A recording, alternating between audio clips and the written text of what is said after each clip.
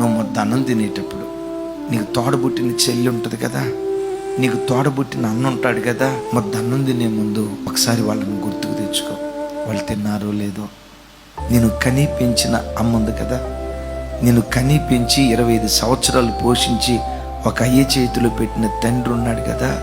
మొత్తం అన్నం తినేటప్పుడు, మంచి బట్ట కట్టుకునేటప్పుడు మా నాన్న కొందో లేదో, మా నాన్న మంచి బట్ట కట్టుకున్నాడో లేదో, మా నాన్న పరిస్థితి ఎట్లుందో ఒక్కసారి నేను కన్న గర్భాన్ని గురించి నువ్వు ఆలోచించు. నేను కట్టుకున్నా, నేను సుఖంగా ఉన్నా, నో నో నో నో. మంచి క్రైస్తవుడికి ఉండే లక్షణం కాదు.